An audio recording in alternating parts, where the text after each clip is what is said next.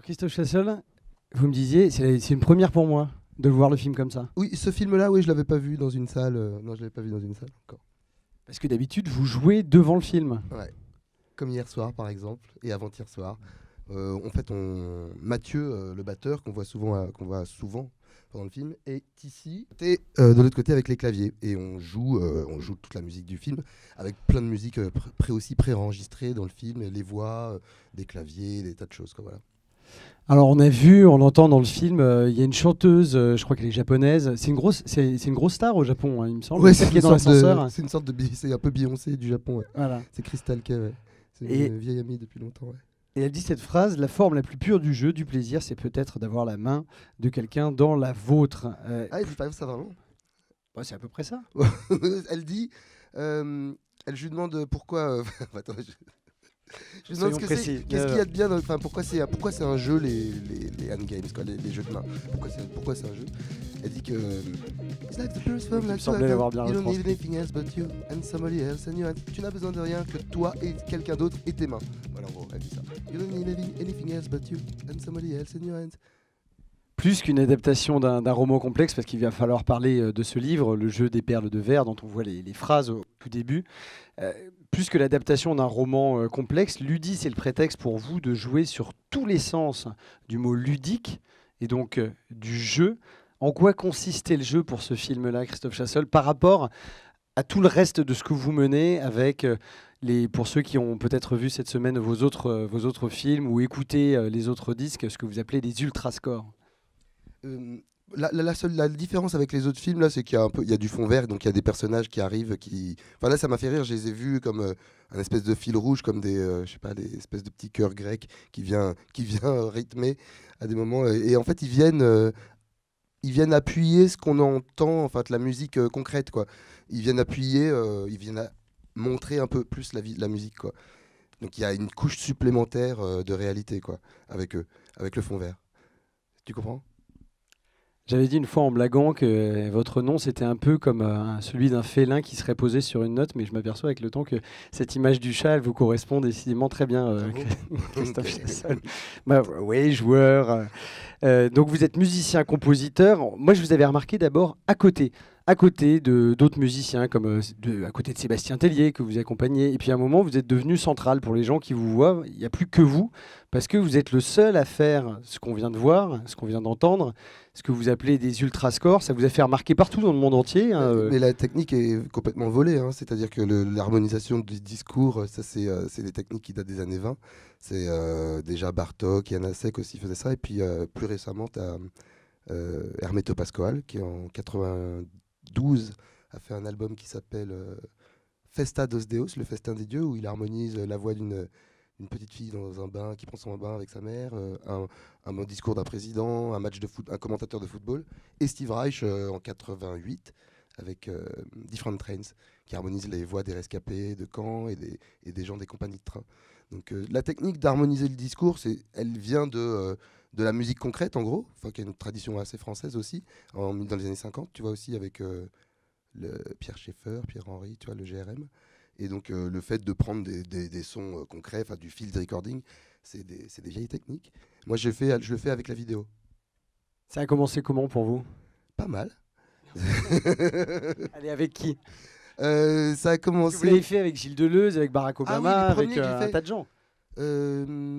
Attends, je me souviens. Oui, en fait j'avais tapé... En fait, bon, j'étais dans une résidence en Californie, donc j'avais vachement de temps pour expérimenter des choses. Et bon, il faut que je dise que je viens quand même de la musique de film beaucoup, et que j'ai l'habitude de faire des musiques de film, donc d'importer les fichiers des films dans les logiciels de montage musicaux. Donc on importe le film, la vidéo, et donc on peut jouer, enregistrer en synchro extrême avec tous les événements du film. Donc je suis habitué à ça. Et en 2005, il y a YouTube qui arrive, en février 2005. Et moi, je suis à un moment de ma vie où j'ai pas mal de temps pour expérimenter, c'est pas mal. Donc je prends des vidéos. Ça s'appelle le chômage? Non, pas du tout. Non, j'étais en résidence dans un centre d'art à LA. Non, c'est plus cool. Et donc j'importais des tas de vidéos, et surtout j'avais accès tout d'un coup à tout ce que je voulais, des interviews de réalisateurs, des extraits de films. Moi, j'ai grandi avec les VHS, donc c'était pas pratique. Là, là, en fait, quand tu apportes un film, tu as aussi sa piste audio qui apparaît. Et donc, on voit la waveform, c'est-à-dire l'oscillateur audio. Et donc là, c'était de pouvoir voir l'oscillateur. Ça veut dire qu'on peut vraiment commencer à s'approprier la musique, penser à la découper le son, pas la musique, le son. Et donc, j'ai commencé en tapant des choses qui me donnaient envie d'harmoniser, de modifier. Donc, les premiers, c'est des enfants russes. J'ai tapé Russie, chœur, TV, quoi. Et donc là, je suis tombé sur des programmes des années 70 où c'est à moitié du solfège et puis à moitié des cours dans des classes de solfège et la télé qui vient filmer ça. Et donc, c'est des espèces de perles et j'ai commencé à harmoniser ça. Et puis après Leonard Bernstein, les Young People Concert. Je ne sais pas si tu connais ça. C'est les conférences qu'il faisait avec le New York Philharmonic où il disséquait la musique contemporaine. Et ça, c'est des mines d'or aussi. Alors, puisque vous parlez des perles, je suis le fil, puisque au départ, c'est un livre qui est à l'origine de tout ça, Le jeu des perles de verre de Hermann Hesse. Je ne vais pas le résumer, vous allez le faire, c'est hyper compliqué. Non, c'est pas si dur. Hermann Hesse, il a écrit Le Loup des Steppes, il a eu un prix Nobel de littérature très probablement à cause du jeu des perles de verre, qui est un livre très marquant, mais pas forcément facile. Écoute, bon, moi je lisais Hermann Hesse comme ado, quoi, comme fan, comme tous les ados, et puis c'est des romans d'initiation comme Narcisse et Goldmoon par exemple, ou Siddhartha. C'est toujours le même sujet en fait, c'est toujours il est taoïste lui un peu, tu vois, donc c'est un peu, bon, c'est yin-yang, c'est un peu les oppositions chair, raison, mer, père, ciel, terre, et puis il y a un personnage qui arrive comme ça, puis qui va trouver une troisième voie, souvent grâce aux arts. Donc dans Narcisse et Goldmoon, c'est Goldmoon qui part et qui fait l'amour à toutes les femmes dans la campagne allemande, qui chope la peste, qui veut retrouver le visage de sa mère, et qui s'oppose un peu à Narcisse, tu vois, qui est le moine sage et tout. Et donc pour ça, il devient sculpteur, quoi. Donc c'est pas mal, quoi. Et donc moi, j'avais jamais lu j'ai lu tard le jeu des perles de verre, en fait. Et puis bon, j'étais au Canada en 2016, je faisais une espèce de balade, et je suis tombé sur des mômes qui jouaient au football américain, tu vois. Et ils font... Il y en a un qui fait touchdown comme ça, tu vois. Et là, je fais ouais, ah oui, ah oui, ah oui, ah oui, oui, oui, oui. Donc avec le jeu, j'ai du mouvement, des paroles hyper symboliques et puis des trucs du son, quoi, voilà, de la bonne matière, du bon biscuit pour faire comme sujet, comme thème, comme film, quoi, comme chose à aller filmer et m'amuser avec. Et donc instantanément m'est revenue la lecture du jeu des perles de verre qui est un rêve, quoi. C'est-à-dire, Imaginez qu'on peut compiler toutes les sciences dans une sorte d'orgue, une sorte de super instrument de musique qui compilerait les sciences et les arts et dont le grand maître des jeux, le grand maître ludique, c'est ça, je sais pas Ludimagistère, ouais. Voilà, le ludimagistère réussit à jouer de ça, quoi. Ouais, en fait, le texte le jeu est jamais décrit dans le livre, en fait. Bon, je vous dis un petit peu, vous connaissez le jeu des perles de verre un peu déjà? Non? Bon, ouais. Bon, ce roman, c'est pas vraiment un roman, moi je dirais, mais bon, comment l'expliquer alors? Bon, au début du bouquin, Hermann Hesse, il raconte les origines de ce jeu, mais tout ça, c'est fictif. Moi, j'ai compris au milieu du bouquin que c'était une espèce. Enfin, j'ai compris tard en fait. Mais bon, il raconte que le jeu était un boulier au début. C'était le jeu des perles de verre, c'était un boulier qui naît dans les académies de musique à Cologne. Tu sais pas quand c'est, en fait, c'est peut-être dans le futur, c'est peut-être en 3000, tu vois. C'est peut-être en. Je sais pas en quelle année c'est. Et donc, les académies de musique à Cologne et les étudiants en musique se faisaient des combinaisons, s'envoyaient des phrases musicales et des combinaisons comme ça, grâce à ce jeu. Et puis, il a eu vachement de succès et il s'est transposé je sais pas, à l'architecture, aux maths, à toutes les autres disciplines. Et donc, ce jeu est la pierre angulaire d'un monde qui s'appelle la Castalie, qui est un monde où il n'y avait que des chercheurs, que des gens qui font que de la recherche. Et que ce monde s'oppose au siècle. Le siècle, c'est là le monde dans lequel on vit, nous, business. Le monde de la politique. Politique, business, économie, tout ça. Mais bon, la Castalie est financée quand même par le siècle. Donc la pierre angulaire de ce monde où il n'y a que des chercheurs, c'est le jeu des perles de verre. Donc il n'est jamais décrit dans le bouquin, vraiment. Mais bon, moi, je me suis fait des images mentales. Enfin, du truc, c'est un peu, j'imaginais des espèces de gens en lévitation pendant un mois, en train de s'envoyer, tu vois, un début de sonate de Bach par télépathie. Et puis après, je sais pas, après, ils ont les cosmogonies qui arrivent, un proverbe chinois. Et puis ils mélangent tout ça et ils font une partie, quoi, tu vois. Mais ils sont comme ça, quoi, en mode yogi, quoi. Bon, moi, je vois ça. Mais le jeu n'étant jamais décrit dans le livre, j'ai cherché un passage le passage qui le décrirait le plus, et c'est le texte du début, où donc il dit les règles, l'écriture figurée et la grammaire du jeu, donc de ce jeu, constituent une sorte de langue secrète extrêmement perfectionnée qui participe de plusieurs sciences et de plusieurs arts, particulièrement des mathématiques et de la musique. Cette langue est en mesure d'exprimer le contenu et les résultats de presque toutes les sciences et d'établir des rapports entre eux. Le jeu des paires de vers se pratique donc avec toute la substance et toutes les valeurs de notre culture. Et donc cette langue peut exprimer toutes les valeurs, avec toutes les valeurs de notre culture, tout ça, avec toutes les valeurs spirituelles, on peut, comme un organiste, explorer le cosmos en faisant un jeu, en déclenchant plein de réalités, plein de concepts, et en les mélangeant et en s'amusant avec. Alors, et ça s'appelle, excuse-moi Mathieu, ça s'appelle Exercice de jeux musicaux à la base, le bouquin. C'est pour ça que je l'ai sous-titré comme ça. Alors, ce qui est beau quand on vous écoute et quand on voit ce film, c'est qu'on voit l'enfance. On voit l'enfant, le plaisir de jouer, le plaisir de faire, le plaisir de parler aussi, et de faire voir la musique, en fait. C'est ça que vous arrivez à faire avec ces films, et c'est particulièrement... retournez le voir si vous avez l'occasion, avec le concert en plus, les musiciens devant, c'est encore plus ludique et enthousiasmant. Et ça a séduit énormément de monde, ce procédé, parce que des gens comme Solange ont vu ça, la sœur de Beyoncé, avec qui vous avez travaillé, et puis aussi Laurie Anderson, parce que Sébastien Planas me disait mais pourquoi il y a Laurie Anderson dans le générique de fin? Ah oui, elle m'a souvent accueilli et puis aidé sur toutes ces questions. Ouais. Elle m'a beaucoup. À chaque fois que je vais là-bas, je passe la voir et elle me montre des nouvelles choses. Donc elle m'a montré un jeu en théâtre. Ah oui, j'ai oublié une fois, je suis passé avant ce truc-là.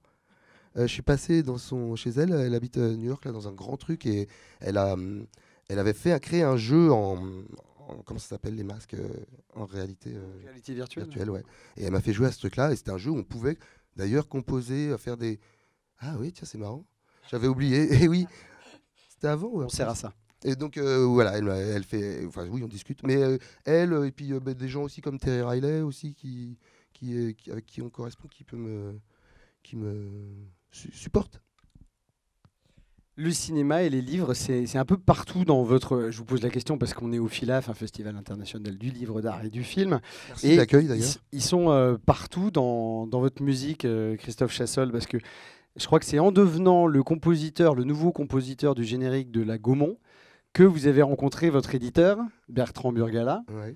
Qui était le compositeur du générique précédent. Ouais. Et comme vous êtes quelqu'un d'élégant, vous vous êtes dit, ah bah tiens, je le remplace, je vais prendre contact avec lui, et puis c'est comme ça que vous faites connaissance. Et à chaque fois qu'on se voit, vous me parlez énormément de cinéma. Je sais que vous avez une admiration immense pour quelqu'un comme Jerry Goldsmith, par exemple, qui a fait, pour vous donner une idée, c'est lui qui a fait les musiques de Chinatown, Basic Instinct aussi. Ouais, Basic Instinct, c'est pas celle que je préfère, mais La planète des singes de 69. De Schaffner, là. La malédiction aussi, 76, il a gagné l'Oscar pour ça. C'est fantastique, Goldsmith. Et vous avez composé, vous aussi, une musique de film, Christophe Chassol. C'était pour Lambe de Yared Zeleke. Je ne l'ai pas vu, ça c'était en sélection officielle à Cannes en 2015. Je crois que c'était la première fois qu'un Éthiopien était sélectionné à Cannes. Ah, c'est dingue. Puis il a été présenté aux Oscars après. Je me demandais, là c'est la question pas sympa, mais est-ce que la musique de film que vous aimez, celle de Jerry Goldsmith par exemple, c'est pas quelque chose qui va être amené à disparaître? Parce qu'on n'a plus les moyens de faire des grands orchestres et de toutes les productions ne peuvent pas se payer de faire les services de très grands compositeurs et de si grands ensembles. Oh là là, je pensais pas être sur une question semi-administrative. Attends, parce que ça me fait avoir des considérations économiques.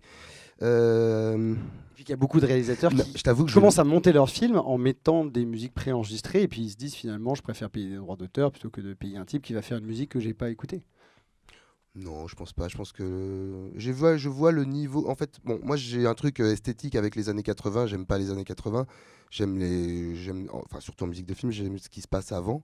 Mais je vois depuis quelques années que ça devient assez fort quand même. Ça devient génial. Moi qui écoute pas de musique de film depuis ce qui se passe depuis les années 80 jusqu'à aujourd'hui, j'en écoute quasiment pas. Toutes celles que j'écoute, elles sont d'avant. Et Ah vraiment? ah vraiment, ouais. Non, il y a, non, ouais. Il y a une compositrice qui est formidable, que je vous recommande, qui est Jocelyne très Cook jeune. Ah non. Non, Guanadotir. Elle a un nom très difficile à prononcer. Oui, je vois. Celle qui a fait Elle la a gagné, musique de un Tchernobyl, Oscar, notamment, de la je sais. série.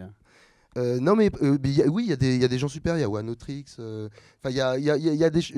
Comment il s'appelle Tu sais, celui qui joue dans Radiohead, là, Johnny Greenwood, qui a fait les, Guitariste de Radiohead. qui a fait les musiques pour Paul Thomas Anderson. C'était vachement bien, ça aussi, pour There Will Be Blood, tout ça.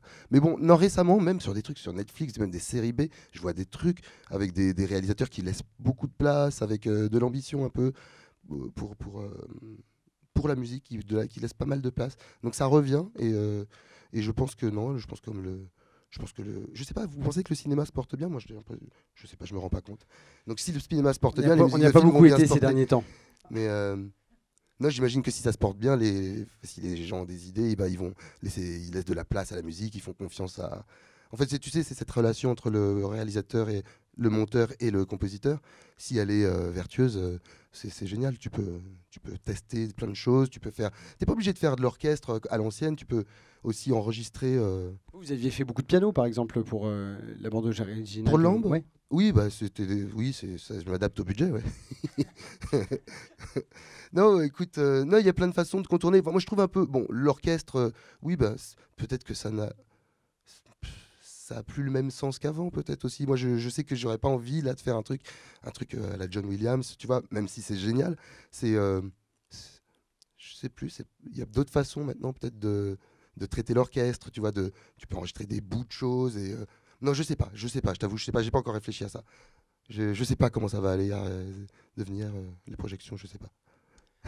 Je reviens à ce qu'on vient de voir. Moi, je trouve que Ludi, il est par rapport aux autres films, ceux qui se déroulaient. Alors à chaque fois, d'habitude, c'était une destination précise. C'est-à-dire, soit vous alliez en Inde et là, vous filmez, rencontrez un tas de gens en Inde et puis vous composez à partir de ça. Il y a eu un voyage en Martinique qui avait une valeur très particulière pour vous, puisque là, c'est la famille, ce sont les racines, c'est autre chose. Et puis, il y avait aussi, tiens, j'en oublie un d'un coup. Donc India Mort sur l'Inde et Ouais. la Nouvelle-Orléans. Et la Nouvelle-Orléans, Je- c'était Nola Chérie, ouais. de la chérie. Ça, c'était une commande. C'est le premier film que je fais comme ça. C'était une commande du Centre d'art de la Nouvelle-Orléans. Et ça, c'était grâce. En fait, c'est ça qui est bien aussi. Enfin, le réseau, là, les amis, tout ça. Parce que comment il s'appelle, Xavier Veillant avait vu mes petites vidéos. Et il leur a... Xavier Veillant, c'est un artiste contemporain que sans doute certains connaissent dans la salle, mais bon, qui a fait beaucoup de sculptures notamment. Et qui qui a bosse été- beaucoup avec les musiciens, ouais. Voilà, notamment ceux de R, dont il a fait les sculptures à facettes. Ouais, exact. Et donc il a montré mes vidéos, les courtes vidéos, à ce centre d'art, et ils m'ont demandé de faire une expo, et moi je leur ai proposé de faire un film. Et je suis parti à l'arrache vraiment avec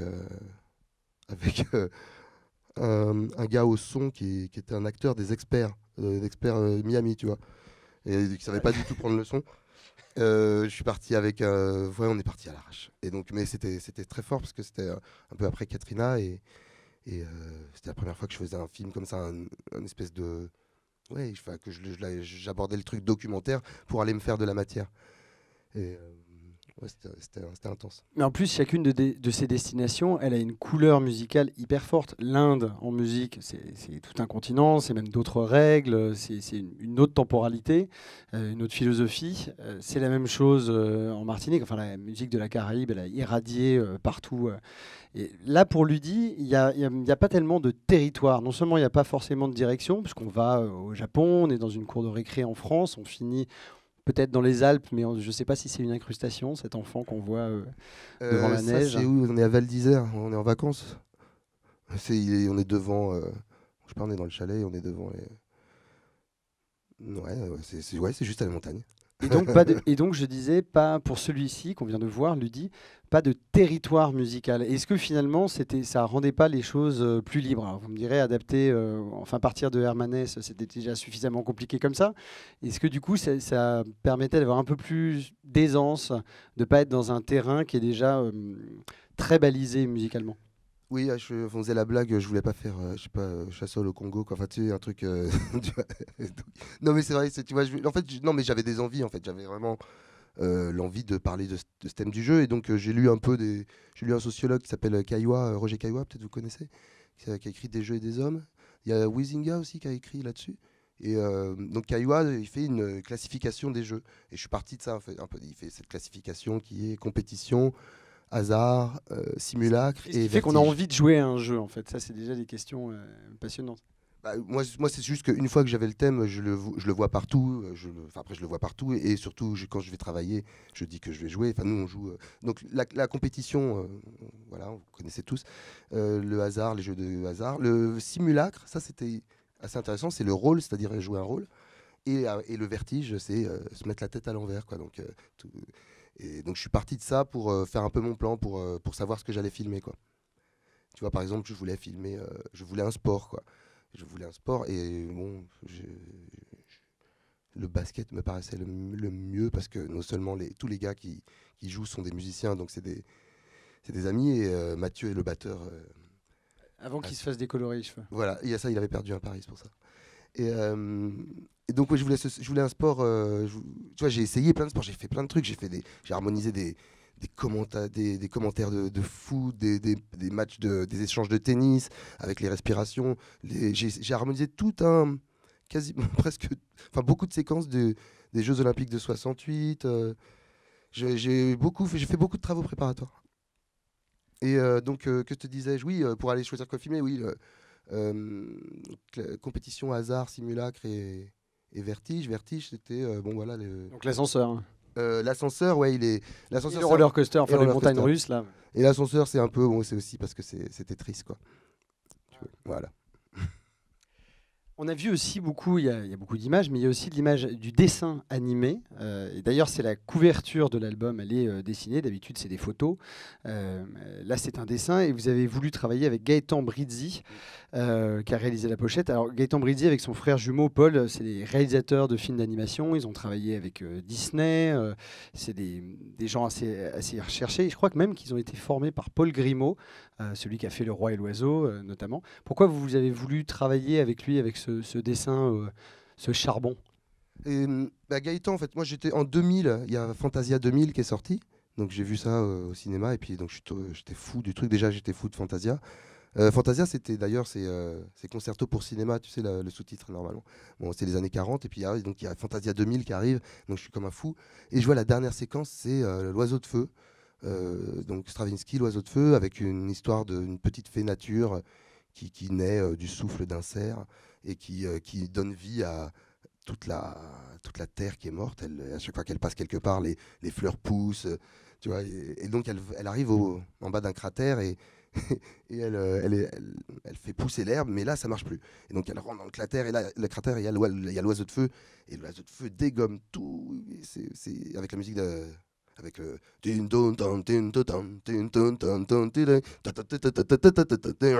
bon bref, j'étais pris par ce truc, et j'ai écrit une lettre de fan à Paul et Gaëtan, et ils m'ont répondu. On a commencé une correspondance, et puis eux ils habitaient à LA puisqu'ils bossaient pour DreamWorks, et je suis parti après, comme je te disais, après habiter à LA, donc on se voyait souvent avec Gaëtan, on allait voir des concerts, on discutait beaucoup.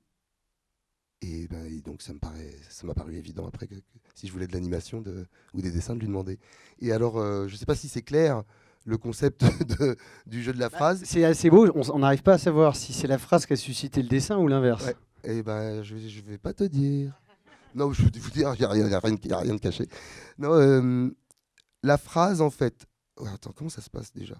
Il y a deux phrases, il y a celle à laquelle il joue, puis il y en a une que vous ajoutez après. L'autre, j'ai pas montré toute la partie de la deuxième phrase, c'était trop long. Mais en gros, je me disais, disons, comment fait-on pour réaliser une vision? Donc, je partais de n'importe quelle vision. Je me dis, tiens, par exemple, il y a des loups qui coursent des oiseaux sur les anneaux de Saturne. Voilà, avec et tout ça, ça chante, et il y a des astéroïdes qui percent les anneaux, mais à chaque fois qu'ils les percent, ça fait des notes, donc je pourrais harmoniser tout ça. Je voulais un truc cosmique, psychédélique, parce que j'ai vu un film qui s'appelle, attends, comment ça s'appelait? Ah oui, Belladonna of Sadness. Je lui ai montré ça comme référence à Gaëtan aussi. Belladonna of Sadness, c'est un film érotique des années de 72, japonais. Et il est super, c'est un film enfin dément, avec un passage dément. Voilà ce qu'on peut s'imaginer quand vous fermez les yeux et que vous faites du morphing avec les choses, par exemple. Ouais, vous voyez, où tout se transforme, tout se transforme et se mute. Voilà, vous pouvez imaginer ce que vous voulez, c'est bon, le pouvoir de l'imagination, c'est génial. Donc là, je me suis dit, comment font-ils en animation pour garder une idée psychédélique avec tout le travail que ça demande, tu vois? Comment tu fais que Dumbo vole comme ça? Enfin, et donc, bon, je me suis dit, allez, je prends une vision et je la lâcherai pas. Donc, ça, c'est 2 ans avant le travail, quoi. Donc, je me dis, voilà, je reste sur cette vision de loup qui court sur les anneaux de Saturne, qui coursent des oiseaux et de météorites qui transpercent et qui font des notes. Donc, quand je fais le film en fond vert, là, le jeu de la phrase, je leur donne quelques mots. Je leur dis, bon, on fait le jeu, mais je vous donne loup, oiseau, Saturne. Et donc, après, ils ont fabriqué leur phrase. Mais moi, parallèlement à Gaëtan, je lui ai donné toute une liste de mots aussi. Je lui ai donné que des mots comme ça. Voilà, ce genre-là. Et il a fait une fresque. Donc ensuite, quand il compose la phrase, c'est par locution, j'ai un zoom de l'image globale. The birds, ça fait les oiseaux. The birds are just flying. Et là, tu as d'autres oiseaux qui fly. Over the planet, c'est la même planète. C'est tout le temps les mêmes images par groupe de locution. Voilà. C'est clair ou pas? Oui, Ouais. ça va pour vous. Je repensais au Big Sun, celui qui se passe en Martinique, où il y a encore des musiciens extraordinaires qu'on peut rencontrer. On voit un oiseau qui chante et de cet oiseau vient un des thèmes principaux du film. Moi, on apprend toujours plein de choses, non seulement quand on discute comme ça, mais en regardant vos films aussi. Moi, j'avais appris à ce moment-là que le soleil, parce que Big Sun, c'est le soleil, il était question que de ça, et de carnaval et de la folie que le soleil peut susciter. On apprenait que le soleil résonne en sol dièse, d'après les astrophysiciens. Oui. À mon avis, c'est...